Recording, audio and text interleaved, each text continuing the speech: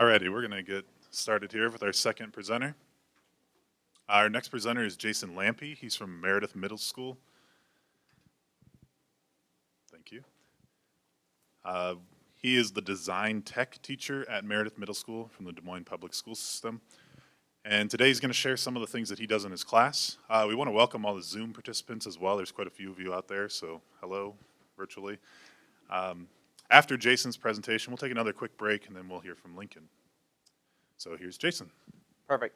Thank you so much. I just want to say thanks for the opportunity to come out here and explain and share some of the really cool things that we feel like we're doing at Meredith Middle School. I actually have a co-teacher, but unfortunately he had to stay back because somebody's got to teach our classes today. He drew the short straw, so to speak.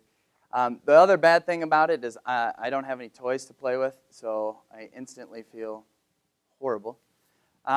Just a little bit about me. This is my 9th year teaching. I've spent time mostly in special ed. I've got about 3 years of actually doing tech instruction. I used to teach technology to K through 5 kids at Capitol View Elementary in Des Moines. I've been all over Hoover High School, Meredith Middle School. I've been out in Omaha and then came back here. Meredith has kind of been my second home. I've spent about 7 years in that building between subbing, being at Hoover, and being at Meredith. Just because I feel like my whole belief is that with my students, you got to reach them before you can teach them. So I want to know something about them. So I'm going to share something about you or about me first. These are my 3 favorite loves in the entire world, and I don't mean my family. That's one. I love my family, my Hawkeyes, and I'm a huge Atlanta Braves fan. Die hard. Probably those 3 could probably be interchanged at any given moment. I'm not gonna. Yeah, we're just going to move on.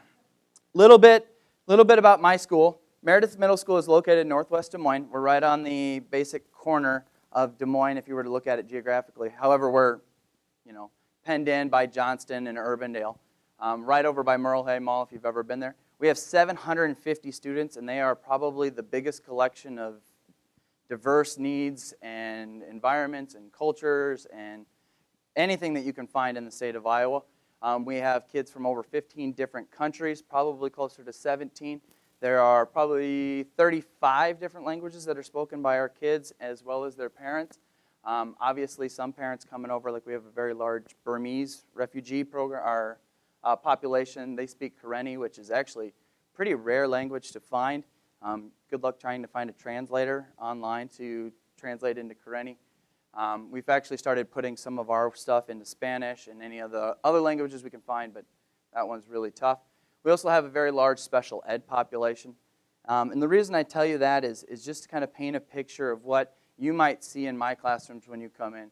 You're going to have kids that have been in the United States learning English for less than a couple years. You're going to have kids with, pretty significant reading and math deficiencies. As you can see by our Iowa assessment scores, we're not exactly knocking down the door of proficiency. Now, I would also defend these numbers that they're a little skewed because we also have to test kids that literally walk into our building or really walk into the country a couple weeks before. So really tough to get 100% reading proficiency when kids can barely speak the language. My classroom is design tech. We see kids for a semester, and we have them every other day. I have 370 students that come into my classroom, like I said, every other day. And as you can imagine, grading, assessing, and working with these kids becomes quite the chore, especially when you have that many students. So what we have done, if you were to come into design tech, normally I am technically listed as a business ed teacher. If you were to walk into one of the other middle schools, you would see a much, much different environment than what you would see in my classroom. We have kind of gone away from the traditional business ed model. Gone are the days where we're typing for 30 minutes or working on Excel spreadsheets and Word documents for weeks and weeks and weeks. Between myself and my co-teacher and my principal, I feel like we have kind of developed or we have started down the path of something very, very unique. And a lot of that stems from we fail. We fail every single day. And if we're not failing at what we do and if our children are not failing, then we're not doing our job. And now when you traditionally think of the word fail, you automatically assume failure. This summer we read a book called Freedom to Fail by Andrew Miller. If you have not read it, I would highly, highly recommend it. Go on Amazon right now. It's like $9. It's 35 pages. You can read it in about 20 minutes, roughly. And it's probably one of the most profound books that I've ever read as an educator. FAIL stands for first attempt in learning. Just because you haven't gotten it on the first try doesn't mean that you're never going to get it. So you just keep on trying. And we have a saying in our design tech classroom, we fail it till you nail it. Okay, so just, and that not necessarily the 9th attempt in learning, but, you know. Part of the book is we want to build a culture of failure. And we want to fail. And we want our kids to fail, and we want them to feel adversity. But then we're going to build them back up, and we're going to push right through it. And we're going to learn from our mistakes. And we have a model for that, and I'll get to that in just a second. But in order to fail and to feel comfortable failing, you really have to build relationships with every student that you have that walks through the door. Like I said earlier, you got to reach them before you can teach them. And a lot of that stems from trust.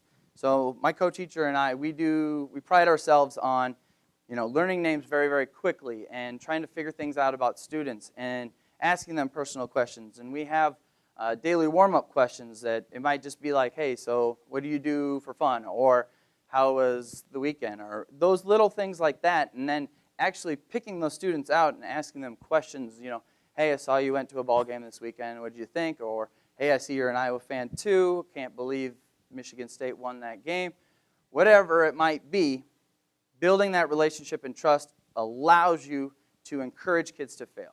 Because one thing that I've noticed, and obviously I haven't been teaching that long, but through No Child Left Behind, kids are starting, when they come to us in middle school, that rigor, and at the elementary level, it's go, go, go, go, go, do, do, do, do, do. That creativity, that perseverance, those skills have kind of drifted away.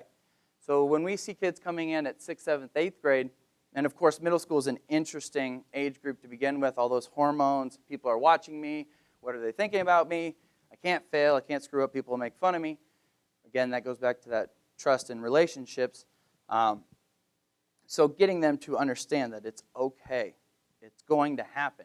So we're going to do this over and over and over again, and we're going to work and we're going to build. The next thing in there is that we want our students to feel like they have a voice and they have a choice in their learning. Now, we are not where we want to be just yet with this, but we are on our way. So we want kids to be able to personalize what they do in our classroom. Okay, it's not, hey, you're going to make a PowerPoint and you're going to tell us about your dream vacation. Or, hey, I want you to make an Excel sheet making a fake bank account where you have $1 million and you get to spend it. Those might be options, but there's 1,000 different ways that kids can show us proficiency and standards. So we really want to try to bring them in, and you show us, you give us ideas. We're going to provide you with, a dozen different choices, but if you have something, bring it to us, okay? This next one is one that I have done a lot this year. I fail with them, and I fail often. When we get into our robotics and our coding stuff, I felt like a fish out of water. And I tell my kids all the time that I have officially 0 college classes in technology. I am literally learning all this on the fly. As you learn it, I learn it. When you learn to code, I'm learning to code. And I still can't work the robots as good as they can. But when they see that, that builds that trust, that relationship, that comfort level. And then one of the things we do is we are constantly evaluating and reflecting. So you failed. Why? Okay, what happened? How do we fix it next time? In a daily warm-up, tell us about a failure you had. What are you going to do differently? Getting kids to continually reflect and evaluate their failures is a real big tool for us. Now, one of the things that really helps us quite a bit is Meredith is a international baccalaureate world school. And part of that is they don't actually have business ed in their curriculum. We operate under something called design, and we utilize the design cycle, which, if you look at it, is this really cool, fancy, look at all these colors, there's arrows everywhere, but you can simplify it to 4 simple steps. You got to identify a problem, you brainstorm ideas, then you try it, you do it, and then ask, did it work? And what this becomes is it's a giant problem-solving model that kids can use in pretty much everything in their life, whether it's in our classroom, whether it's in a math room, whether it's, facing peer pressure outside of school, which obviously our students deal with every day. They can use this to solve the simplest problems, you know? And so one of the things that we do is no matter what we're doing, it will always surround this. What happened? Show me exactly where did you go wrong. Getting in the habit of finding that mistake. And then there's little things like explaining and justifying. Okay, is it really worth solving? Is it a problem that's that big? You know, trying to figure out if there's any research that's already been done. No point in reinventing the wheel. Getting into the developing ideas. One of the biggest things and the hardest things for our kids to understand are criteria and constraints. Okay, great. You came up with 1,000 ideas. Which one are you going to do? Are you going to do all of them? Or can we develop some sort of criteria very quickly to decide which one's the best one? That's a big struggle for them. And then constraints. And for some reason, middle schoolers don't understand that there are constraints in life. I know that's a shock. But time, money, resources, those are the types of things that they have to continually evaluate. And for some of them, you know, home life isn't exactly great. So some of their constraints just might be like, you got to depend for yourself. You know, those are constraints that a lot of students, especially when you get out in the suburbs or, you know, other schools, they don't have to worry about that. But my students do. So getting them to be comfortable doing this, and then when we get to the point where they're doing this without even thinking about it, and then they stop and they look at me like, did I do the design cycle? Yeah, you did. And we also use inquiry when we're handling questions. So when kids ask us, I don't get it, how do I do this? They get really mad at me when I go through the cycle with them. Okay, so what's the problem? Okay, what have you tried? Okay, what are you going to try again? All right, did it work? No? Okay, what do you have to do differently? And then we go through the cycle all over again. So this is the basis for everything that we do in our class, which ends up being a real big help. So what exactly do we do in our class? Well, first, this is my mission, and I might actually come back to that. I'll kind of just show you some different things that we do. Code.org is probably not new to a lot of you listening, but we use it as an invaluable tool to kind of get kids comfortable in failure first and foremost, learning the ideas between, you know, repeat loops, functions, and this is something that we have 6th graders getting into. And Code.org actually differentiates itself to the point where my 4-year-old daughter has a Code Academy or Code.org account. There's levels that go that low, and now for her, it's just basically puzzles, but she's getting to the point and she loves it, and she always wants to play it, but she'll get about 8 levels in and then quit because she saw a squirrel or something. So she's as bad as her dad. She can't stand still. But we use code to kind of as a gateway to get us into some of the more difficult concepts. And you'll see that in a second when I show you our robots.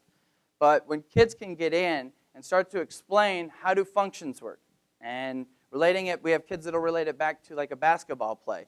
You know, when you're in basketball and you run, I'm a wrestler, so I don't know whatever this is. They always hold up their fist. When you run that, everybody knows where to go. So, hey, that's a function. So when I hold up my fist or when I play the move and get 4, this happens, and that's what your code is actually going to look like. And getting kids to understand and be able to explain that as 6th graders is mind-blowing. Even our ELL kids can kind of wrap their minds around this because this is more concrete. It's not that, you know, open-ended statement that they're going to struggle with where language is going to come into a problem. They figure this out. And what's really cool about code, and I don't know if you guys have seen this or not, but code comes in like 30 different languages. So you can actually take an ELL student and put them on one of their home languages. Again, Kareni not in here. It's a difficult thing for us. So that kind of opens up the door. We use code for, it's about a 2 or 3 week unit, depending on, you know, and we see them every other day. So probably about 5 or 6 days, sometimes a little bit more, just depending. And what's cool is when they get comfortable with this, our assessments look a little bit different.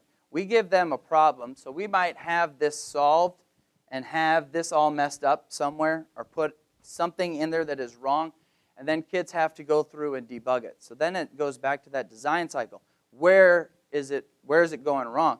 And so this particular course has the step button. So kids can literally go brick by brick by brick by brick and find out exactly where their code went wrong. And so that opens up a whole new avenue with that design cycle, just getting kids to realize where the mistake is and how they can fix it. And like I said, we use this to introduce our Lego Mindstorms. And I wish I had brought one, but unfortunately my 8th graders are using them right now. So if you're not familiar with Lego Mindstorms, it's basically a Lego kit with a brick, which is kind of like a mini brain that can be used to do really anything you can imagine. If you can code it and you can build it, your Mindstorms robot will do it. It is not the easiest thing in the world. I find it difficult to this day, and yet my students, a good number of them, will just go through and do some amazing things. Our final assessment that we use is this. We call this Don't Hit Grandma. What we have on here, and it's hard to see because this is a video and I'll play in a second. We have a black line, and our whole thing is, the problem that they're trying to solve is you are an engineer at Volvo. We use Volvo because they brought us a car in October so you could actually see it. You are in charge of designing and coding a fully autonomous vehicle. And basically what your problem is you've got to get to the grocery store and back without hitting anybody. Just like you or I would assume that if I'm going to the grocery store, I better not hit anybody and or cars or anything like that. And I have to obey traffic laws and things like that. So you have to take this robot, run it through the course, obey the law, and don't hit anything. So what it is we have a black solid line that you have to program the robot to follow that line. We have a traffic signal here that usually, on this video it doesn't work, but you have to wait till you see green. So the robot's going to have to identify that green means go. As soon as it sees green, it's going to follow the line. We have grandma on a treadmill, basically going back and forth. That was a kid's idea, not mine. It was my idea. Okay, going back and forth. So if she's in the way, what are you going to do? The rest of us would assume, we'd brake and wait for grandma to pass. And then our oatmeal box is our stalled car in the middle of the road. We also don't have our trees, and we have forest and woodlands, which was a differentiation task. So this has got to go around, and then this one doesn't have it, but we have a garage here that's all blue. So then it has to figure out, hey, blue means stop or execute a different code. And so this is what it looks like. This is one of our 8th graders' programs. And again, the color sensor is the hardest part, and that is our level 4. That is our extending task. Obviously, these things move really fast. You can actually make them go faster. The problem is it can't read the line. So if you could see, this little robot, this sensor here, is reading the difference between black and white. And so when it sees black, it fires one wheel to send it the other way. And then when it sees white, it goes the other way. So it's going back and forth. And also there you saw grandma was in the way. It had to wait and pause. So they coded in a 5-second delay. Then there's the cereal box. So it's got to go around and then get back on the line, which I don't think this robot actually does. But we're close. And so the way we set it up is we're on standards reference grading, and so a 3 there would be if you can successfully get by 3 obstacles, and then you go up higher in the scale as you go on. The actual code to complete that course, well, this is how you would start, like basic brick building. So this would be moving forward about 15, 17 centimeters. This is what it looks like at the end, if it'll open. And I can zoom in here and you can kind of start to see some of this stuff. We're talking repeat loops inside of repeat loops, inside of functions, inside of everything else. And the student that did this even put in little reminders to themselves. Okay, this part does this, that part does that. All told, I think he has well over 100 different bricks out here. And it's way too big, and I'm not going to share all of it. You guys can come up and take a look at it if you want to down the road. But this thing is incredible, and the student that ran it is brilliant. But we put them in groups, and one of the requirements of your groups is it doesn't matter if it's you that is coding the robot. Everybody in your group has to know what's going on. Everybody in the group has to be able to run the robot, whether you're here or not, because What happens every semester is one kid will do all the work, and then he's sick, and then they can't do anything. So we constantly require them to work as a group, being a collaborative model. We role model that. We show that what that looks like. We're continually monitoring. What are you doing? What is your contribution today? Reflect on how good of a team member you were. We grade ourselves. We grade each other. We, always continually reflecting on what we do. And our last big program that we use with our 8th graders is called Autodesk, which is a 3D computer-aided design program. And I went to open it so I could show you some things, but I don't have the right license using this Wi-Fi, so you can't see it. This is a chess piece that somebody made. You could see it's completely three-dimensional. We could actually take what they've done from here, put it into a 3D printer, and print it out. We can design schematics. We've had kids that design porches and things like that. I did my floors when I refloored my kitchen. I did all of it on Inventor. I don't know why. I didn't need to, but it was fun. Just a picture of what you can do. One of the nice things about Inventor is that it is completely limited to their imagination and how well they know how to use the program. Now, obviously, how well they know the program is not the easiest thing. And I will tell you from personal experience, you can lose hours of your life with this program. I know that because when I had to take the class learning how to do it, I completely missed dinner, bath time, and bedtime stories with my children because I was trying to make a bar go like this. It's interesting. So we haven't gotten in as far as we want to get with this, but it's really cool. We had some kids first semester really buy into it, and then they started coming in after school when we got back to school in January and just trying some different things out. And so there's a lot of power to watch a kid do something with Inventor, take it down to the 3D printer at Hoover, and then walk around with what they made. And again, all this blends itself into the design cycle. So I skipped around a little bit. And in case you're wondering, this particular program that I'm using is called OneNote. It's a Microsoft Office tool, and if you're not familiar with it, think of it as an online electronic binder. Okay? So a 3-ring binder opens up. It has sections. In each section, you have pages. What we have done is we have moved our class entirely 100% paperless. Everything that we do comes from our OneNote. And so that's why I could have made a PowerPoint and all that stuff, but I wanted to show you what we do every day. What would happen, and I'll show you in a second, so we have our class section. Each student will have their own student section. All work that we put in here, they just move and copy it into their own section, and they can manipulate it and do whatever or whatever the assignment might be, and then it's automatically handed in. And what's really cool about it is I can go through and look at every single one of their responses, all of their work, in literally seconds. So there's a lot of power for me to do a formative assessment at the beginning of class. How well do you know functions? Grade yourself. Give yourself an assessment based on the scale, and we provide them a scale. And then I can just see, okay, we need to spend more time on it. Or no, I move on. Or this group can go forward, and this kid I need to circle back to. And so that kind of lends to what this is. Our mission, what we really wanted to try to do with this class. How do we educate a diverse group of 21st century learners? Like I said, we see everybody. It doesn't matter whether they're the most brilliant kid or they're the most struggling reader. We'll see everybody, and everybody takes our class. And so what we've tried to figure out is how do we reach all those kids, and how do we give them what they need? And so we started to look at how is our whole group instruction helping these kids. We've all taught, and we've all been in classes where I'm sitting there and I'm showing something step by step. Okay, this is how we bold, and this is how we do this. Where half the class is already 10 steps ahead of you. The other half is either not listening, or they just don't get it, or they miss 3 steps back and they just quit. So how do we reach all those kids?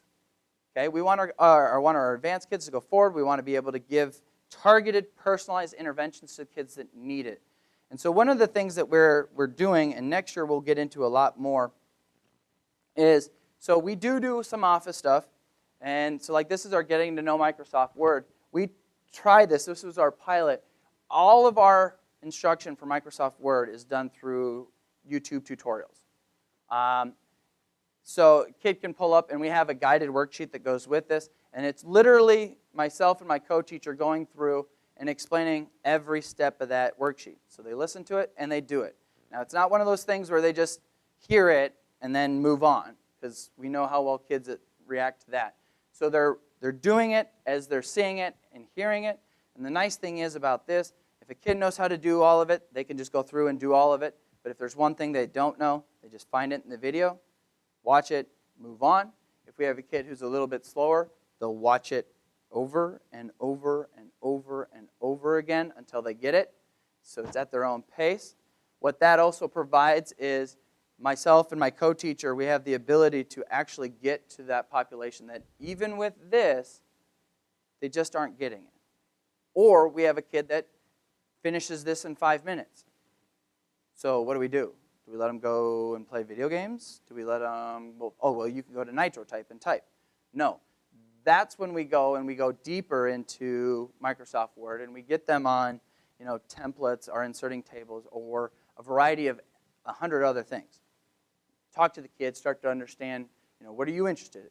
Then you bring that personalization, give them a little bit of leeway and say go, and then we get more. And it's worked out really, really well so far. And next year, what we really want to do is be able to get it to so that our classes are almost 100% at least has a tutorial online. That doesn't mean we're going to abandon whole group instruction, but any reteaching, anytime that they need help, if they're at home, they want to show their parents, this is available to them 24 hours a day, 7 days a week. And so that's a thought process that we really want to get to. And you can see we have PowerPoint, we have OneNote, we have Inventor, we have OneDrive, Excel. We have a lot of room for improvement, so we're going to get there, definitely. So let me cycle through my millions of OneNotes. So then the other question is, how do we provide targeted and personalized interventions? Well, I had mentioned this earlier. Every day, a kid walks in on their OneNote. They open it up. We have a warm-up. This warm-up happens to be from Friday, I believe. This was just basic turns and buttons that we use in Mindstorms. Kids have to basically take a copy of this, move it into their section, and then what I can do is I have access to all of these students' folders, and, well, I guess I probably shouldn't show a ton of that work, confidentiality and whatnot. But theoretically, what I could do is go through and read everything right away. You can actually sort it by assignment. So since this one's called Day 31, I can click all the Day 31s using some of these tools that they come available. And you can just grade everything. Boom, boom, boom, boom, boom. Or just use it as a formative assessment tool and be able to see where you're at and what you need to do. So here, these are just different students. They're what, this day. You get. So that's a really valuable tool. And I'll be honest, this is the first semester that we use OneNote. I will never, ever, ever in my career go away from this ever again. And yep. So this is something that we get it because we're a Microsoft school. I know a lot of schools aren't. So this becomes a little bit of an issue, but it's a great tool. Did you say you were one-to-one, or what did you say about the Microsoft videos going home too? Well, what we do is our class is the only one-to-one room in the building. We actually have gotten quite a bit of technology infused into our classrooms. I think right now we have about 300, 350 computers in the building.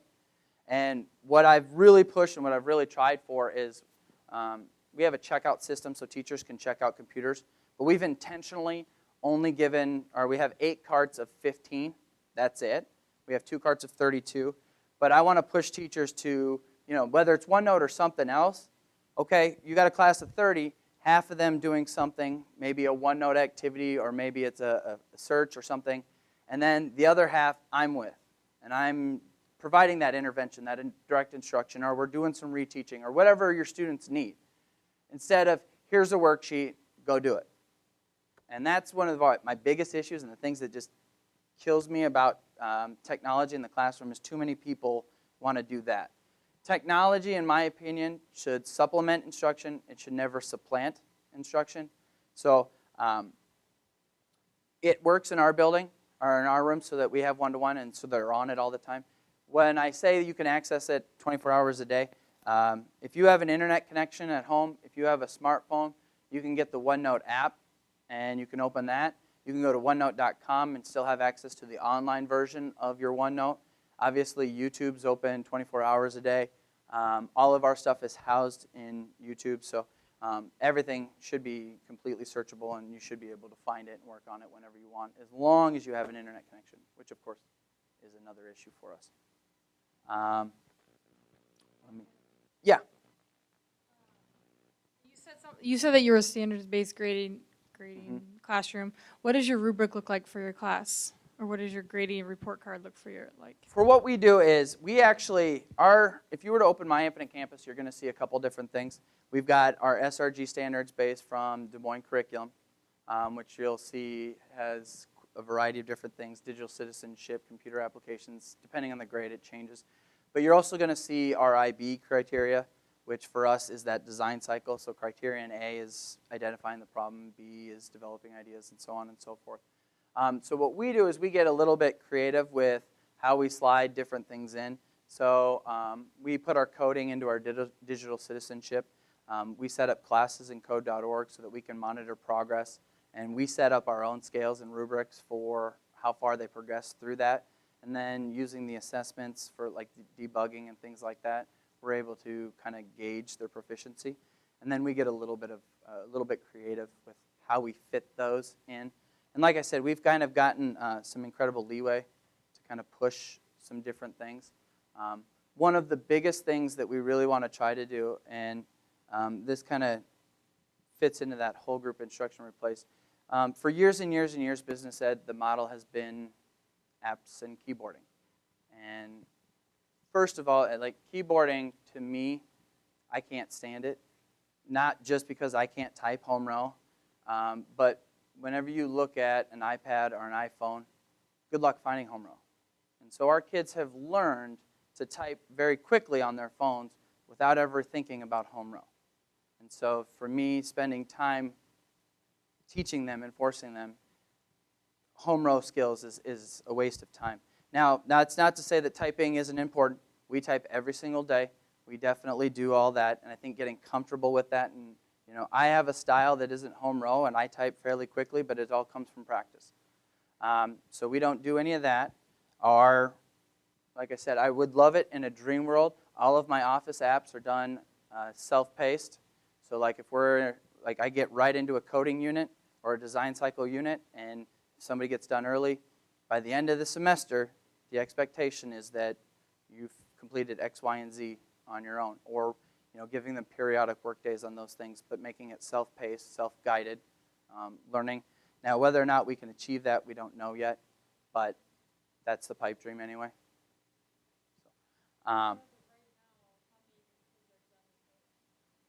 Right now, we're still, 7th and 8th grade, we split our class in half. So one half was flipped, one half was coding, and then we swapped. I think we had about 87, 89% finish everything. And then we were able to just scoop up the rest because we're available. I lost my place for a second. So one of the things that we really want to do is we set high expectations. And if we set high expectations, surprisingly enough, students will meet those. It's kind of funny how that works. Sometimes in our district and even in our building, we find teachers that lower them, try to make excuses for students. That doesn't fly in our class. Everybody does the exact same thing. And we'll provide you tools and instruction and intervention to make sure that you can achieve those. So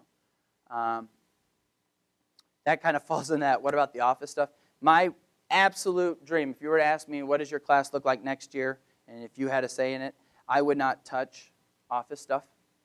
For me, I think if you really want an authentic learning experience for a student, having them come into a business class or a design tech class and say, okay, we're going to learn Word for the sake of learning Word, and we're going to learn PowerPoint for the sake of learning PowerPoint, when I think there's a lot more power into putting that back into the general classroom.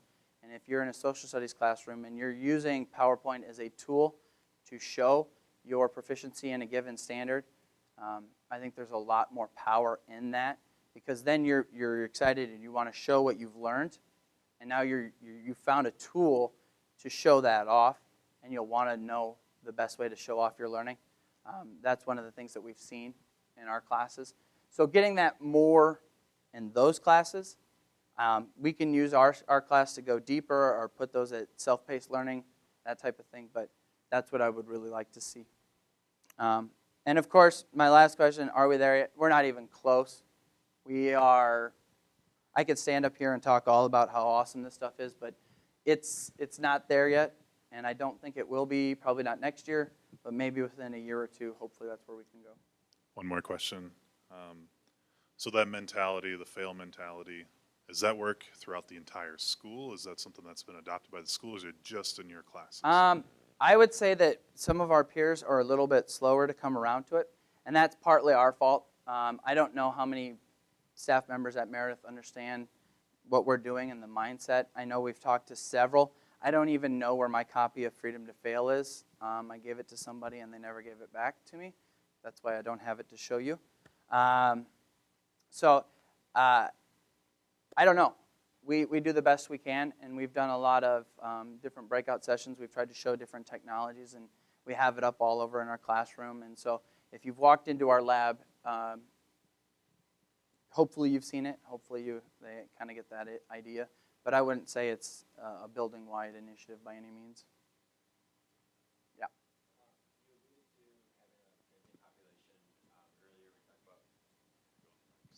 When you talked about, I feel like I'm at like a GOP town hall on CNN, and he's Anderson Cooper. You like alluded to have a transient population with the testing before. How do you? It sounds like you and your co-teacher are doing it well.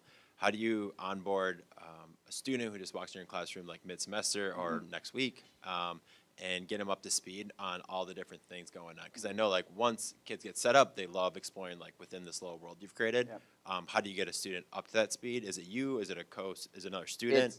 Or is it all the above? I would say it's a challenge, because especially like we were talking about that relationship and trust, something that we've put in that work. I'll take, for example, yesterday I had a kid who just got out of, came to us from DMAP, which is our alternative placement.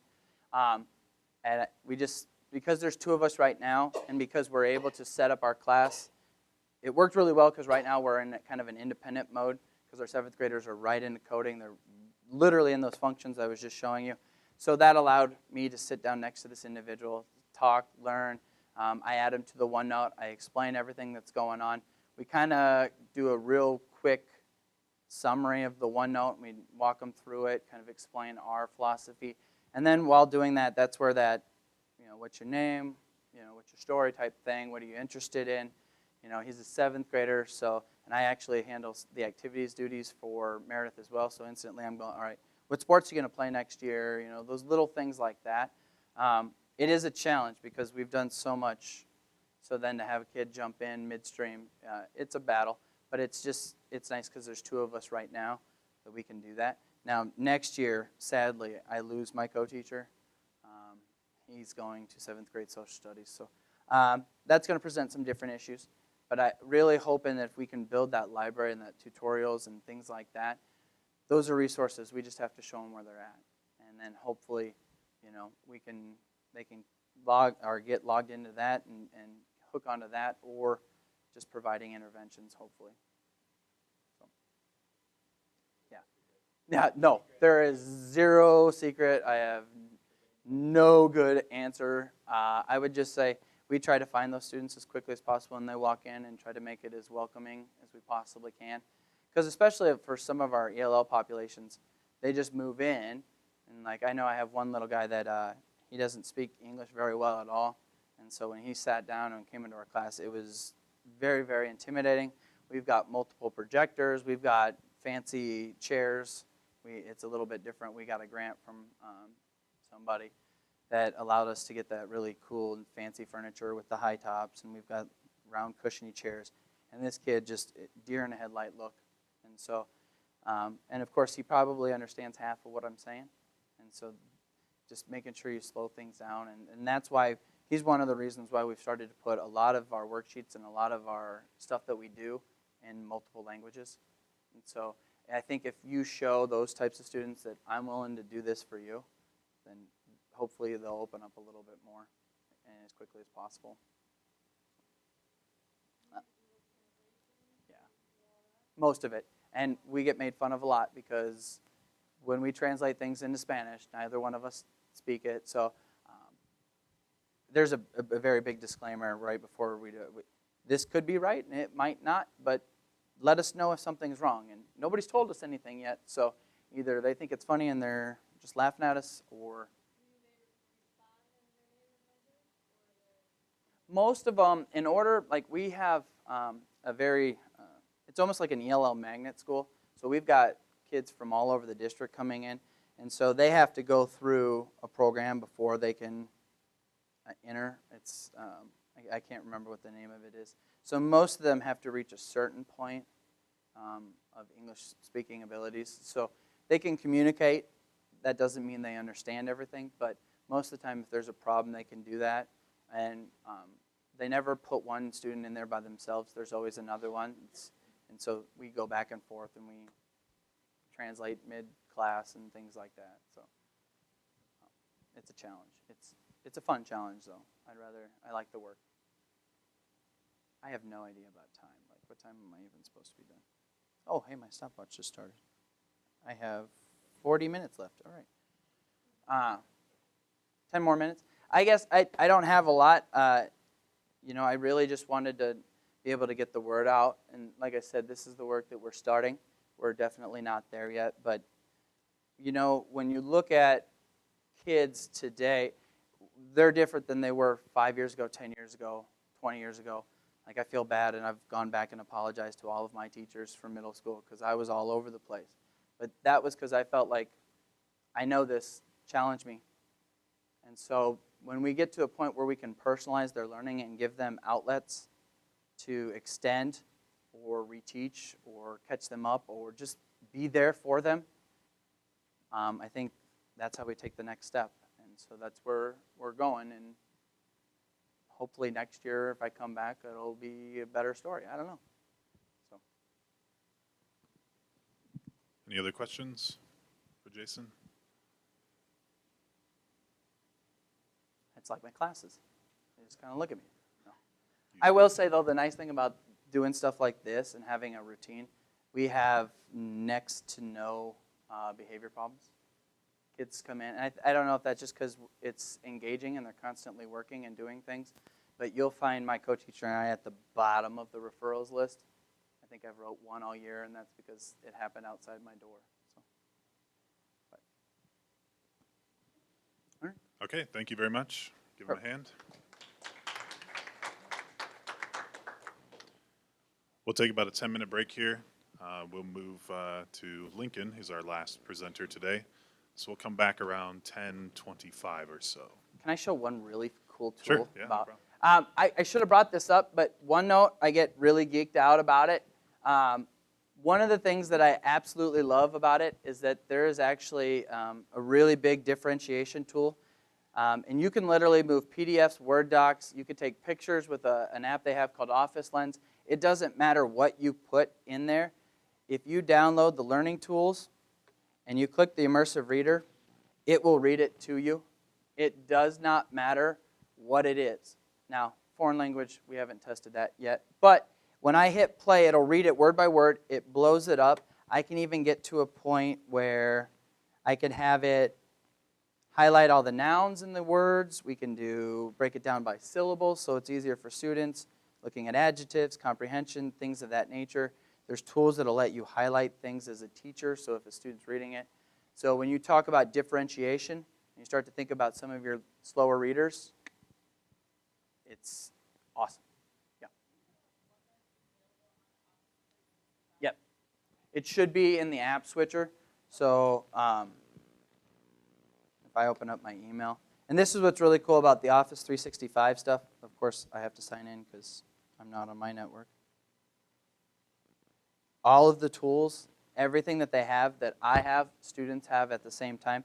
So they could easily log in, go to the app switcher, and they have access to all of this online 24 hours a day, 7 days a week.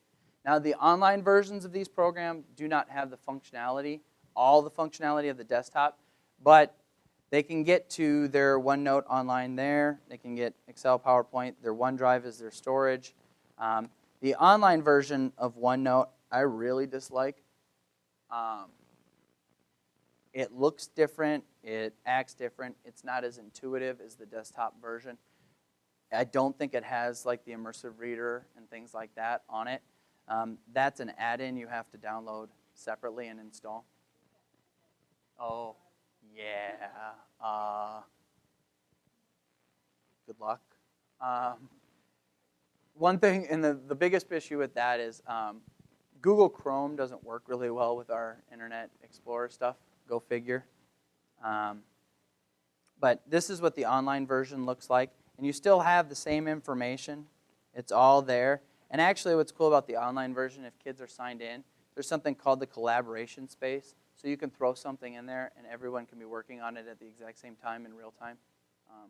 You can do it on the desktop version, but it does get messy at times. So. But I wish it had the immersive reader for the online version. That would be amazing. And one of my dream for OneNote is giving a CFA, so like a common formative assessment or a test or anything like that. So your students are doing it on there, so now they're typing it instead of writing it. So one, you can read it better, and two, they feel more comfortable. And then at the same time, as a teacher, I could be looking at giving them feedback as they're taking it. One of the things that bothers me the most, because I actually used to be, when I was special ed, I worked with English and language arts. Why do I have to give an assessment or a paper? It takes me 3 weeks or 2 weeks to grade it, or my teacher to grade it, and then give them feedback and say, hey, you can come back in and redo this if you want. That's not going to happen with middle schoolers. I think it happened once in 2 years when I was helping out. So like, I think of the power it would have, like if we're doing something on text evidence, and I see it, and I can just, hey, you need more text evidence. So in real time, while they're working on it, I can give them feedback. And that's the beauty of SRG, because then is it more important that they understand the skill or that they do really well on a test?